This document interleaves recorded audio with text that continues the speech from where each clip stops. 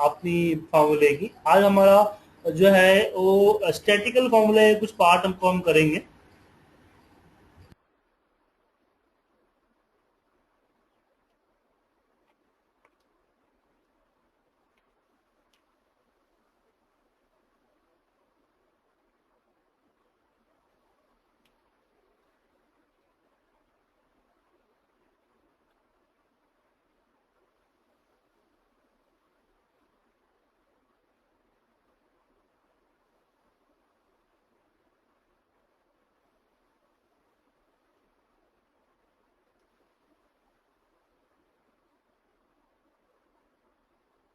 Sir मुझे आवाज नहीं आ रही।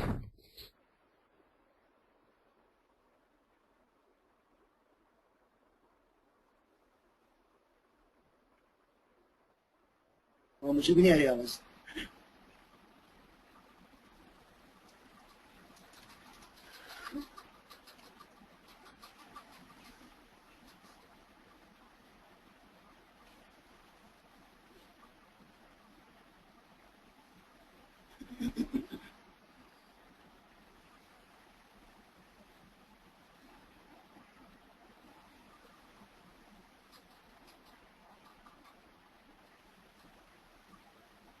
ठीक है, अगर मुझे एवरेज की बात करें तो मेरे पास एवरेज का फॉर्मूला है। क्या करता है कि जो डेटा आप सिलेक्ट करके देखते हो उस डेटा में से वो एवरेज निकाल के देता है कि इस डेटा का एवरेज क्या है। किसी ने निकाल के दिया कि इस A8 से A3 तक का जो एवरेज है वो एवरेज क्या है। ठीक है, एवरेज मतलब कि क्या करता है, कुछ सम करता है। जैसे सम 80 है और 80 को इसने 8 से डिवाइड किया तो रिजल्ट इसको 8 आ गया। एक फॉर्मूला एवरेज ए होता है।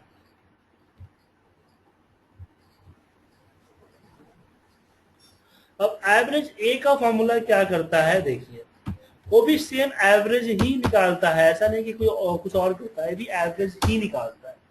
दोनों में डिफरेंस क्या है और डिफरेंस समझाता हूं मैं आपको। अगर आपने ब्लैंक किया तो दोनों में कोई डिफरेंस नहीं हो, दोनों सेम परफॉर्म करेंगे।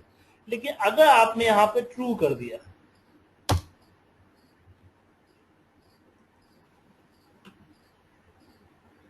दोनों एवरेज लगा, अगर आपने ट्रू किया तो एवरेज क्या करता है, ट्रू को एज ए ब्लैंक ही समझता है और उसको इग्नोर कर देता है।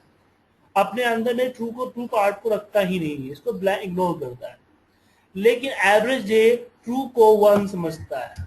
इसने क्या किया, 91 डिवाइड बाई 8, 8.8 से। आप देखिए कि 71 को अगर आप 8 से डिवाइड करते हैं तो आपका यही आएगा 8.875। तो मतलब कि ट्रू को या फिर फॉल्स जो आपके पास होता है उस फॉल्स को भी कंसीडर करता है आपका कौन, average A, but average consider नहीं करता है। तो जहां पे आपको ट्रू फॉल्स को नहीं मानना है वहां पे आप एवरेज लगाइए, जहां पे मानना है वहां पे एवरेज ए लगाइए। लेकिन एवरेज विथ कंडीशन, अगर यहाँ पे कॉल ड्यूरेशन में एवरेज निकाला तो ऑटोमेटिकली 74 निकाल के दे देगा ओवरऑल का। लेकिन मुझे इस पे चाहिए कि नहीं, मुझे सिर्फ नॉर्थ का एवरेज चाहिए। जैसे मैं सिर्फ नॉर्थ का सम निकाला था, ऐसे मुझे सिर्फ नॉर्थ का एवरेज ए आई चाहिए। तो उस केस में यहां पे हम लगाएंगे average A, average if. Average if, average if में जैसे हमने सम इफ में सारी चीजें फॉलो की थी, ऐसे इसमें भी हम फॉलो करेंगे। इसमें हम रेंज को सिलेक्ट करेंगे, फिर इसमें हमने इसको सिलेक्ट किया और फिर हमने इसमें कॉल ड्यूरेशन को सिलेक्ट कर लिया। तो यहाँ पे आपका 74 एवरेज आ गया। ऐसे आप चाहते हैं कि ग्रेटर देन, मान लो कि ग्रेटर देन 50 है, उसमें कितना एवरेज है। सेम इसी तरीके जो आपने सम इफ लगाया था, ऐसे यहाँ पे आप एवरेज इफ लगाएंगे, इफ, और यहाँ पे आप इसको देंगे और कॉमा इसको देंगे। इसी तरीके से जो है आप greater than, less than, greater than, equal to, less than equal to और नॉट इक्वल टू फॉलो कर सकते हैं एवरेज इफ के लिए। ऐसे ही स्टार का जो मेथड था कि मुझे अगर स्टार्ट वाला जो मेथड था कि स्टार्टिंग से चाहिए या एंडिंग से चाहिए, कंटेन चाहिए?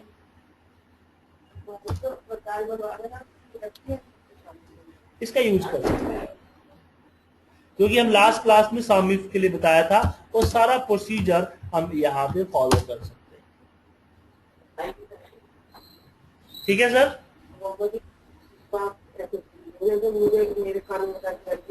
संजीव जी को डाउट? ओके, अब यहाँ पे हम डिस्कस करते हैं एवरेज इफ्स की, कि मुझे रीजन का बेस्ड का एसएमई का सेल चाहिए। अब मोर देन वन कंडीशन, यहाँ पे आप सम इफ में लगाए थे, आपने क्या सम इफ्स लगाया था सम इफ की जगह पे, ऐसे यहाँ पे एवरेज इफ की जगह हम यहाँ पे एवरेज इफ्स लगाएंगे। एवरेज इफ्स, हम एवरेज रेंज को सिलेक्ट करेंगे। मैंने यहाँ पे एवरेज रेंज कौन सा है हमारा, बेस्ट प्रोडक्ट को, सॉरी नहीं, इसमें रीजन एंड कस्टमर टाइप है ना, रीजन को सिलेक्ट किया, फिर सबसे उल्टा किया, सॉरी सबसे पहले आपका एवरेज रेंज, किसका एवरेज निकालना है, कॉल ड्यूरेशन का एवरेज निकालना है। क्राइटेरिया 1 कौन सा है, मैं बोला क्राइटेरिया 1 प्रोडक्ट हमारा ये है रीजन।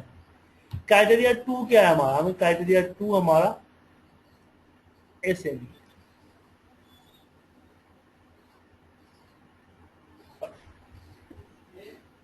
हाँ,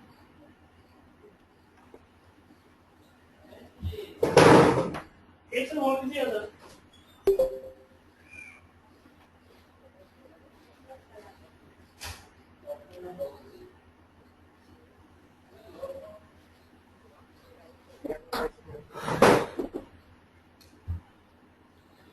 और यहाँ पे हमने छोटी सी गलती कर दी सर, कि हमें क्या देना था, सबसे पहले एवरेज रेंज, तो हमें एफ बाई एफ दी थी, इसका एवरेज निकालना है। फिर हमें देना था, क्या देना था, सम क्या बोलते हैं, क्राइटेरिया 1 डेज में डीवाईडी, एंड देन क्राइटेरिया 1 आपका आ जाएगा बेस्ट, उसके बाद वापस criteria 2 customer type. Yes sir,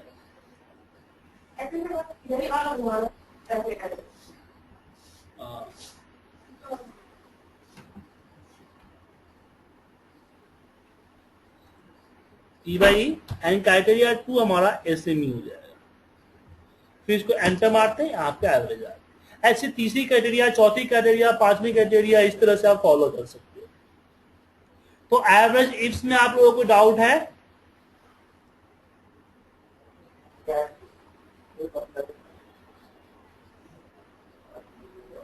Sanjeev ji कोई डाउट? नहीं। तो इसका यूज करते हैं। अब बात करते हैं हम काउंट। सर ये ई का क्या चक्कर है? सर पूरा का पूरा कॉलम ले लिया ना मैंने। सर ये नहीं सर, ये ई वाला कॉलम क्यों लिया सर? ई वाला कॉलम हमने लिया ना क्राइटेरिया, सेकंड क्राइटेरिया के लिए, इंडिविजुअल है ना ये, इसके लिए चाहिए ना, एसएमई के लिए चाहिए ना। ठीक ओके सर, ओके। देखिए, पहला आपका एवरेज रेंज हो गया, दूसरी क्राइटेरिया 1 का रेंज और इसमें क्या मैच करना है, दूसरी क्राइटेरिया 2 का रेंज और इसमें क्या मैच करना है। ऐसे 3, 4, 5 ऐसी जितनी क्राइटेरिया हो, आप आगे बढ़ते चले जाओ।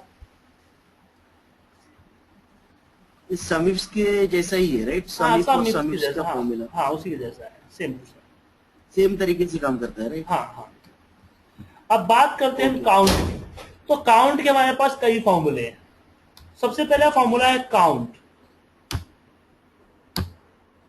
काउंट क्या करता है, सिर्फ नंबर काउंट करता है कि जो आपने एरिया सिलेक्ट किया है उस एरिया में जो जितने सेल है, कितने सेल के अंदर में नंबर काउंट है, नंबर टाइप है। अगर किसी में टेक्स्ट टाइप कर दूं तो वहां पे आपको कंसीडर नहीं करता है काउंट का फॉर्मूला। तो काउंट क्या करता है कि फिल सेल, सबसे पहले बता दो काउंट क्या करेगा, आपको फिल सेल, कितने सेल में हमने फिल कर रखा है, ठीक है सर, और सिर्फ नंबर फिल कर रखा है। तो काउंट क्या करता है, ओनली फॉर नंबर आपका काउंट करता है। दूसरा काउंट के फॉर्मूले में है हमारे पास काउंट ए, मतलब कि count all fill cell value, चाहे वो नंबर हो या ट्रू हो, फॉल्स हो, डेट हो, टाइम हो, सबको काउंट करता है। बट ए काउंट क्या करता है कि only for number, date and time, इसी को काउंट करता है और किसी को काउंट नहीं करता है। तो काउंट एंड काउंट ए दो फॉर्मूले हैं काउंट के। तीसरा फॉर्मूला हमारे पास आता है count blank. Sir sorry, count a क्या करता है सर? Count all. ठीक है सर। काउंट ए आपका काउंट ऑल करता है कि जितने भी आपके डेटा है, चाहे वो नंबर हो या टेक्स्ट हो, सबको काउंट करता है काउंट ए। उसके बाद नेक्स्ट हमारे पास आता है काउंट ब्लैंक। काउंट ब्लैंक क्या करता है कि सिलेक्टेड एरिया, जो आप एरिया सिलेक्ट करके देते हो, तो सिर्फ ब्लैंक को काउंट करता है कितना ब्लैंक है। जो फिल है उसको इग्नोर करेगा और सिर्फ ब्लैंक को काउंट करेगा। तो काउंट के तीन थे, एक count, count A and count blank. Count सिर्फ नंबर काउंट करता है, काउंट ए आपका नंबर, टेक्स्ट, हर चीज काउंट करता है, ब्लैंक काउंट नहीं करता है, सिर्फ फिल वैल्यू। और काउंट ब्लैंक सिर्फ ब्लैंक को काउंट करता है। क्लियर है तीनों फॉर्मूले? आपको लगाने का तरीका सिंपल है, सिलेक्ट कीजिए और लगा लीजिए। अब बारी आती है काउंट इफ की। जैसे मैंने यहां पे नॉर्थ को काउंट किया, इसमें नॉर्थ, अब मुझे पता करना है कि इसमें नॉर्थ कितना बार आया हुआ है इस रीजन के अंदर। मतलब एक पर्टिकुलर कॉलम के अंदर में किसी सेल की वैल्यू, किसी सेल वैल्यू या किसी पर्टिकुलर टेक्स्ट कितना बार आ रखा है सेल वैल्यू, उसको काउंट करने के लिए हम काउंट इफ यूज करते हैं। काउंट इफ हम रेंज सेलेक्ट करेंगे, जो हमारा रेंज है, उसके बाद हमें काउंट क्या करना है, नॉट। ये आपका काउंट करके दिखा देगा 3000 बार नॉट आ रखा है। ऐसे मुझे इसमें पता करना है कि ग्रेटर देन 50 कितना बार आया हुआ है। तो सर ये सी एफ का क्या मतलब है सर फॉर्मूला में? ए बेसिकली रेंज है ना, इसलिए सी एस आया हुआ है, टेबल है ना, इसको कन्वर्ट टू ए करो ना, रेंज तो सही है। आ गया ना, सही हो गया ना। अब मुझे इसमें ग्रेटर देन 50 करना है, तो मैं यहां पे करूंगा काउंट इफ, इसको सिलेक्ट किया, कॉमा, और इसमें लिख दिया ग्रेटर देन 50। इन्वर्टर को हमें यहाँ पे सिलेक्ट कर लो। जैसे काउंट इफ, सम इफ में आपने और एवरेज इफ में है, तो सारा मेथड एवरेज इफ और सम इफ का यूज कर सकते हो कि greater than, equal to, less than equal to, not equal to, और सेम इस तरह स्टार वाला मेथड जो है कि स्टार में नेम, स्टार्टिंग का, एंडिंग का और कंटेन एंड क्वेश्चन मार्क, ये सब इसमें यूज कर सकते हो आप। ठीक है सर। एक कंटेन के लिए होता है, एक कंटेन हो गया, ये आपका एंडिंग बीट और स्टार्टिंग बीट, ये आपका नंबर ऑफ डिजिट, 3 डिजिट वाला है तो काउंट करके दिखा दे, बनाना। दूसरा, अगर आपको मोर देन 1 कंडीशन है तो क्या करोगे?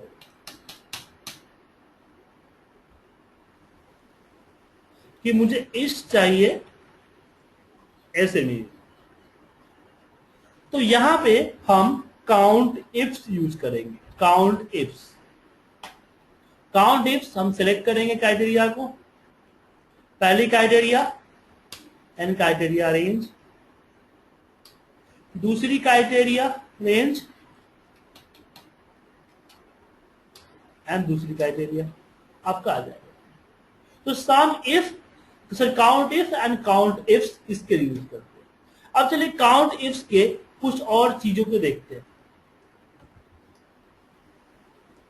कंडीशन फॉर्मेटिंग है अलग चीज के अंदर। सर क्वेश्चन है सर। जी सर ये पीछे काउंट इफ वाले फॉर्मूले में जाएं सर वापस एक मिनट सर।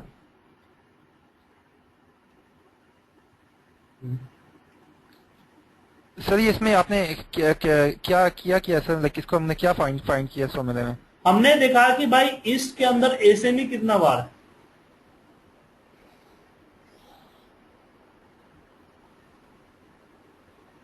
ठीक है।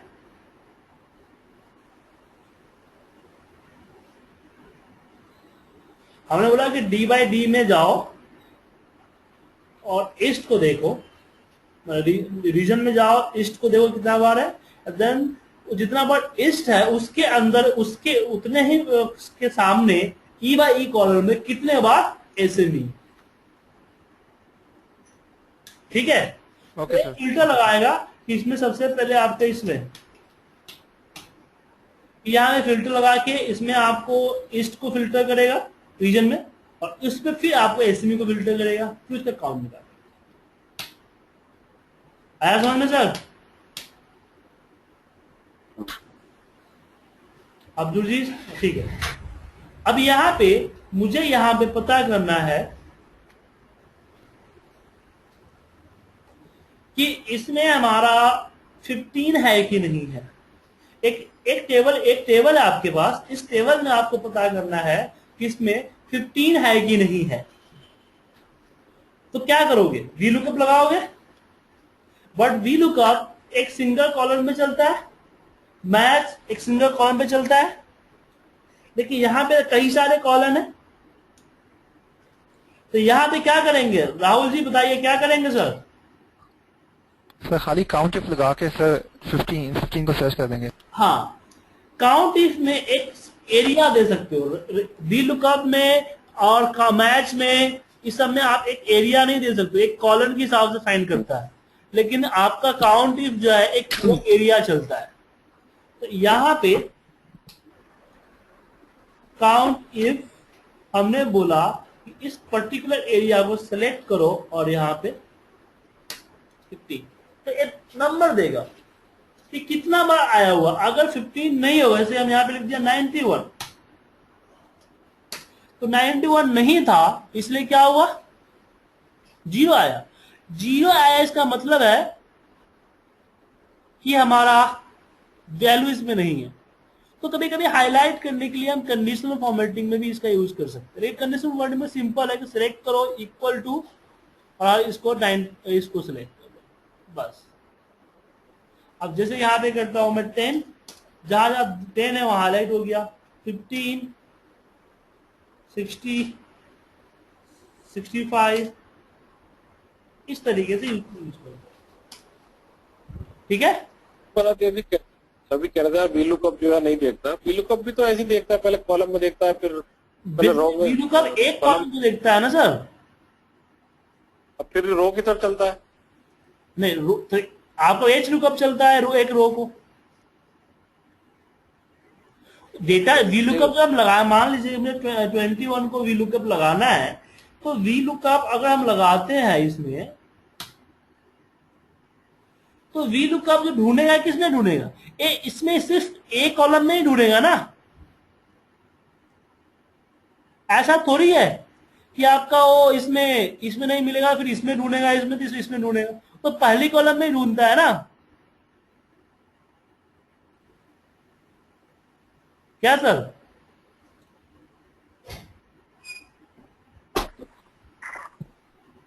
लेकिन यहां पे कई सारे कॉलम है ना आपके, तो यहां पे वीलुकअप नहीं होगा। वीलुकअप सिंगल एक कॉलम के लिए होता है, और एच लुकअप सेम एक सिंगल रो के लिए होता है।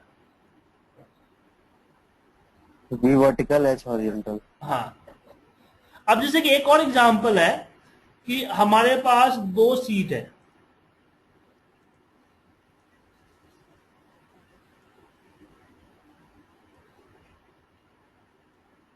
अब मैंने सीट 4 पे कुछ कॉलर आईडी जो है ना लिख रखे हैं।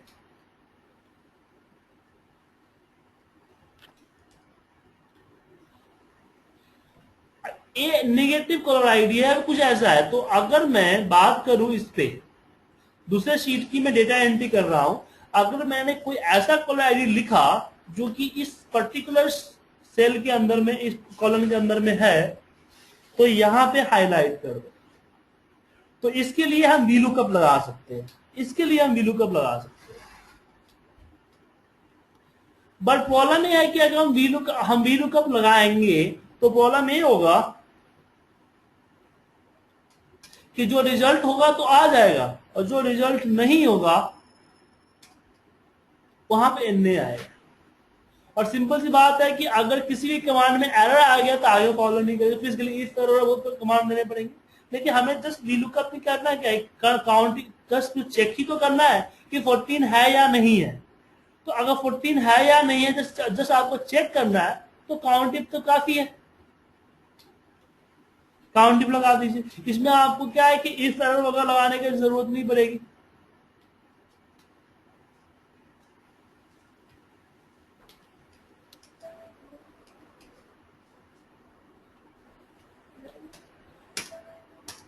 सॉरी,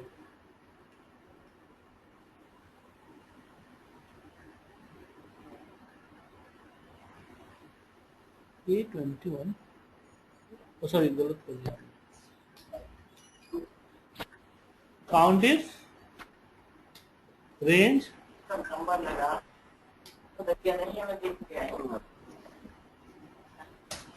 क्या नहीं है, 0 आया। तो इसका हम इजीली कर सकते हैं कंडीशनल फॉर्मेटिंग में। बट कंडीशनल फॉर्मेटिंग में एक छोटा सा प्रॉब्लम है। छोटा सा प्रॉब्लम है क्या कि आप जो है कंडीशनल फॉर्मेटिंग में न्यू रूल्स में यूज फॉर्मूले में जाके काउंट इफ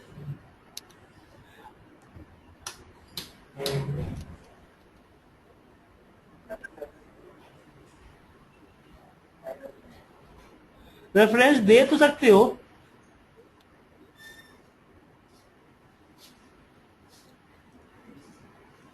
बट एक्सेप्ट नहीं करेगा, क्योंकि आप कंडीशनल फॉर्मेटिंग में किसी अदर शीट या किसी अदर फाइल का रेफरेंस डायरेक्ट नहीं ले सकते हो, ये रूल है। तो उसके सॉल्यूशन क्या है? उसका सॉल्यूशन ये है कि इस पर्टिकुलर एरिया को मैंने इसमें अभी इस पर्टिकुलर एरिया को कंप्यूटर क्या जान रहा है कि सीट 4 A1 से A21 मैं फॉर्मूले के अंदर में डिफाइन नेम आता है और मैं इसका नाम डेटा डाल देता हूं। ये क्या हुआ कि अब इसको कंप्यूटर डेटा के नाम से जानता है, किसी पर्टिकुलर शीट का पार्ट नहीं रहा, इसका एक अलग आइडेंटिफिकेशन हो गया। तो कहीं भी मुझे इसका यूज करना होगा तो हम डेटा यूज कर सकते हैं। जैसे यहां पर मुझे यूज करना है तो मैं यहां पे काउंट इफ डेटा कॉमा तो आपको परफॉर्म कर जाएगा। तो उसी तरीके से हम यहां पे होम में जाएंगे, न्यू रूल्स में यूज फॉर्मूला और यहां पे देंगे equal count COUNT if bracket open किया और सीट 4 नहीं पर्टिकुलर सीट का देना नहीं है, सिर्फ डेटा लिख दीजिए ना आपका डेटा कॉमा 8। अगर ये रिजल्ट इज ग्रेटर देन 0 तो फॉर्मेट अप्लाई हो जाए। क्या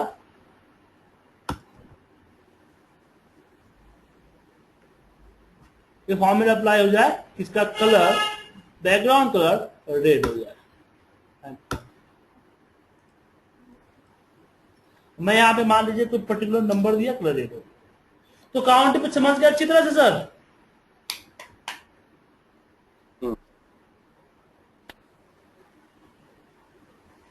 सर ये क्वेश्चन है सर। Yes sir. पूछिए। सर ये डिफाइन नेम में जो हम नेम देते हैं सर, ये हम नेम जो है किसी भी रेंज के लिए लाइक VLOOKUP के टेबल के लिए भी दे सकते हैं, राइट? हाँ, किसी भी तरीके से, मतलब जहां पे आप A1 से A10 एरिया सेलेक्ट कर रहे हो ना, उसकी जगह पे उसका नाम डाल दो। आगे चल के इसको और भी विस्तार रूप से बताऊंगा तो समझ में आएगा आपको। अब बारी आता है, हमारे पास दो और फॉर्मूले हैं। मैक्स क्या करता है कि किसी सिलेक्टेड डेटा में आपको बताता है कि इसकी मैक्सिमम वैल्यू क्या है, मैक्स। और यहां पे आपके पास आता है मिन। इसकी मिनिमम वैल्यू क्या है। तो मैक्स और मीन दो फॉर्मूले होते हैं, एक मैक्सिमम नंबर एक मिनिमम नंबर दिखाता है। लेकिन इसी में एक और चीज है, मैक्स ए और मैक्स मीन ए है, तो मैक्स ए और मीन ए। तो क्या होता है कि अगर आपको कभी डेसिमल में डेटा डाला हुआ है कि 0.20 में रैन लगा देता हूं, इस तरह से नंबर डाला हुआ है।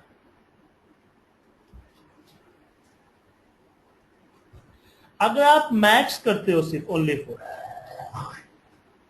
मैक्स, तो इसमें मैक्सिमम वैल्यू देगा।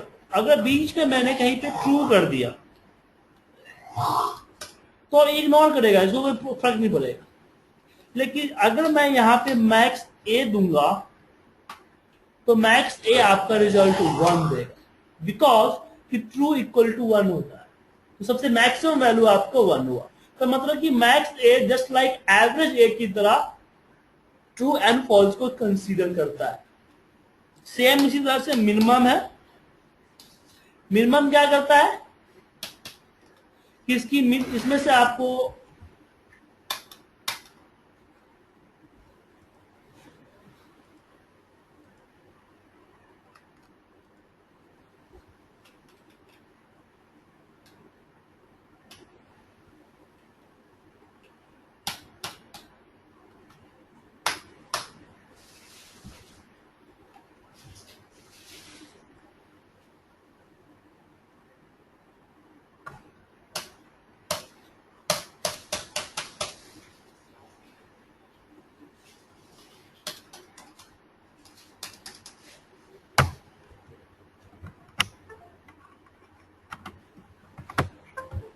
ठीक है सर। लेकिन इसी पे अगर मैं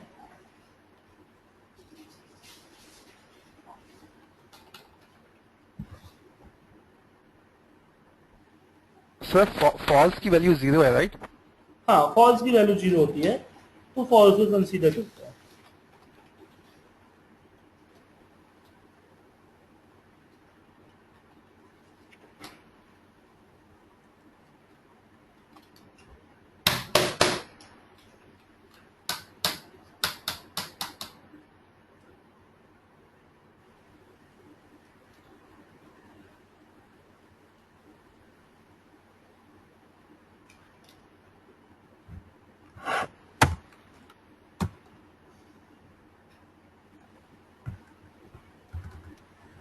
एक सेकेंड,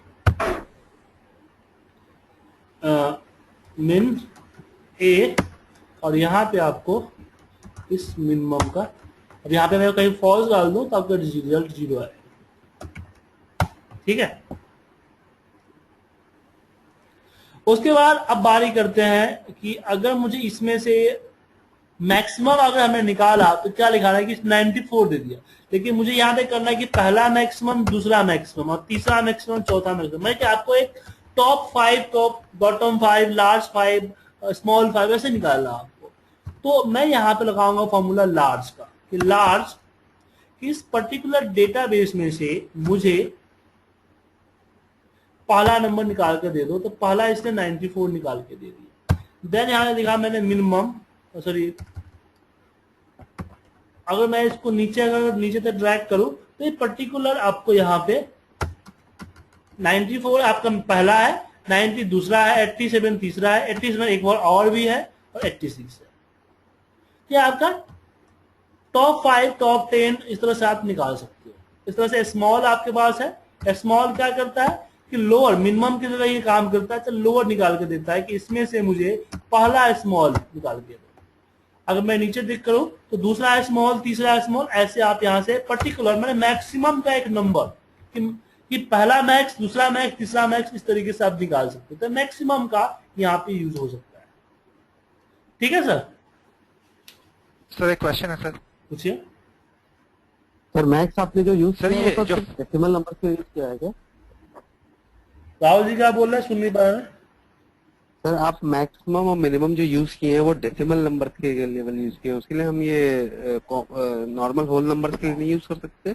नहीं, ये जो मैक्स है ओवरऑल मैक्स दिखाता है कि सबसे बड़ा कौन सा है और मिनिमम सबसे छोटा है। अभी लेकिन जो लार्ज है वो लार्ज का क्या बताता है कि पोजीशंस, कि पहला नंबर कौन सा है, मतलब सबसे बड़ा मैक्सिमम कौन सा है, पहला, मतलब कि पहला मैक्सिमम, पहला लार्ज। ठीक है सर, समझ दूसरा लार्ज की 94 के बाद कौन आएगा, अगर 94 को हटा दूं तो फिर मैक्सिमम कौन आएगा दूसरे पे, अगर 94 और 90 के बाद कौन सा आएगा तीसरे नंबर पे, होता है ना फर्स्ट सेकेंड थर्ड हाईएस्ट, ठीक है, समझ गया sir. And then same small lowest से।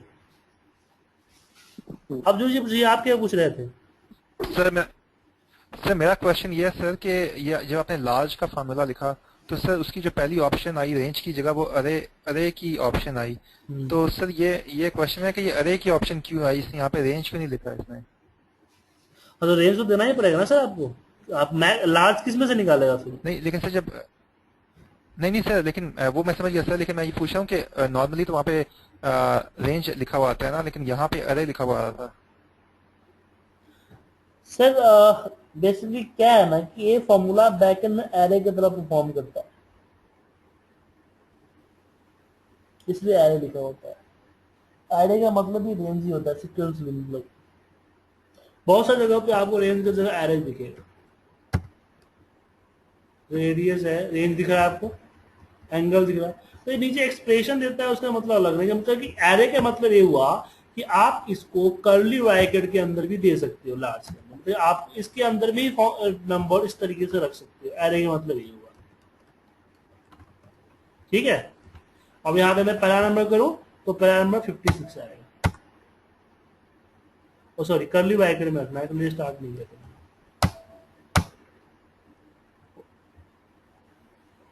रेंज को दिखा रहा है।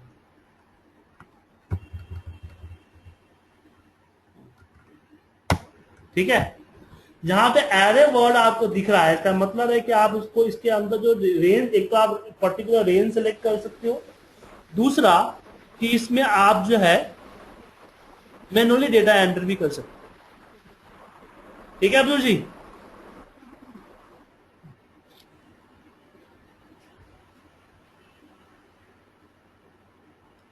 अब इसमें आगे बढ़ते हैं और हमारे पास एक फॉर्मूला है रैंक का, मतलब कि हमने पोजीशन तो निकाल लिया। मैं बोलता हूं कि 84 का क्या पोजीशन है, 87, 86 का 5 है, 87 का 4 है, 87 का 3 है, तो इसी तरह से 84 का पोजीशन क्या है। अगर आपने टॉप 5 निकाल लिया तो कोई पर्सन पूछता है कि यार मेरा इतना है, मेरा नंबर क्या आएगा, मेरा रैंक क्या आएगा, तो रैंक निकालने के लिए हम यूज करते हैं रैंक का फॉर्मूला, इक्वल रैंक। रैंक में हम पर्टिकुलर नंबर देते हैं, नंबर किसका रैंक निकाला, 84 का, किसमें निकालना है तो इसमें।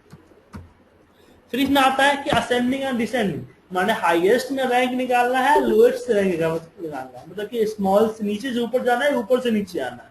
तो मैंने बोला डिसेंडिंग कि ऊपर से नीचे आना है, तो बताया कि 6ठे नंबर पे है। मैं बोलूँ 1 कि नीचे से ऊपर में कितना नंबर पे है, तो नीचे से ऊपर जो है 15वें नंबर पे। रैंक समझ में आया सर?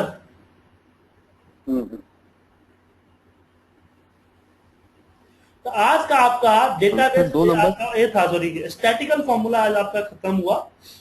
सर एक क्वेश्चन है, पूछिए सर अगर 84 दो जगह हो या 3 जगह हो तो क्या रैंक तो बताएगा? पहला दिखाएगा, अच्छा, पहला ही बताएगा।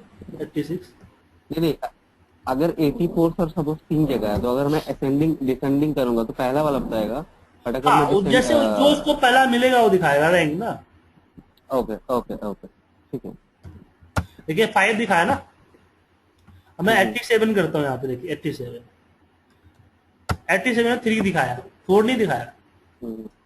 सर ठीक है, तो आप लोग इस पे प्रैक्टिस कीजिए, इसकी रिकॉर्डिंग मैं आप लोगों को भेज देता हूँ। ठीक है सर? सर वो मेरा सर क्वेश्चन है मैक्रो के बारे में सर, वो 2 मिनट आप पूछिए क्या मैक्रो के बारे में।